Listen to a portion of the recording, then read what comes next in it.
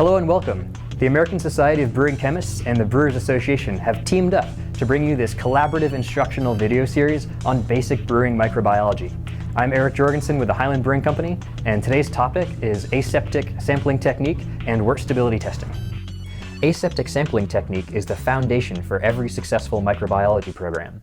When sampling wort or beer for microbiological testing, it is critical that the collected sample accurately represents the wort or beer inside the tank or hose, and not any microbes growing in or around the sampling port itself. Any false positive growth in your sample could lead your troubleshooting and quality control efforts astray. In order to avoid contamination from microorganisms harbored in or around the sampling port or Zwickel, special precautions need to be taken. The basic sequence we'll follow can be used across a variety of sample port types and used for a variety of sterile samples. So here's what you need. A sterile sample receptacle. Depending on your task, this could be a sterile sample jar, flask, or Whirlpack bag. Some cotton swabs or a coarse brush. A wash bottle of 70% alcohol. Either ethanol or isopropanol will work just fine. A flame source, preferably a butane or propane torch. A pitcher for collecting waste, and make sure you have a fresh pair of nitrile gloves as well. First, we are going to flush the sample port by letting wort or beer flow out of it freely for 5 seconds with the valve fully open. Next, with a sterile cotton swab or coarse tip brush, scrub clean all of the surfaces of the sampling port that will come into contact with beer as you collect your sample. Using a sterile cotton swab or brush soaked in 70% alcohol, ream the sample port and then flush it with your wash bottle of alcohol. The 70% alcohol will chemically sanitize the inside of the sample port. Use your torch to flame all surfaces of the sampling port that will come into contact with the beer sample until the surface is dry. We don't want the hot metal to give us a false negative by killing any microbes in the sample, so let some beer flow through the Zwickel until it is cool.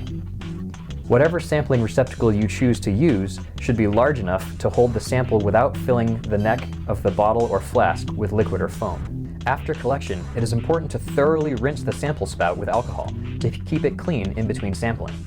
Also, when cleaning tanks, ensure that a CIP through the Zwickel is performed. It is important to note exact methods may vary slightly from brewery to brewery. Some breweries opt to heat the Zwickel until the alcohol boils in the sample spout, or to heat the spout until the tip gets red hot.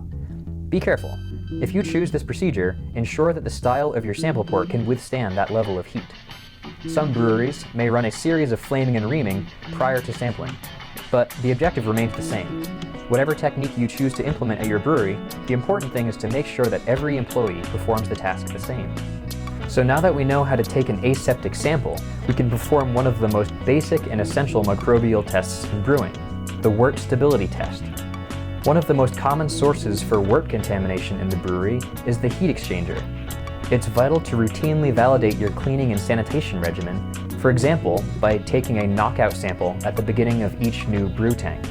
The wort stability test consists of aseptically pulling a wort sample after the heat exchanger into a sterile sample container, usually a Whirlpack bag, and holding that sample for a minimum of 3 days in a warm area.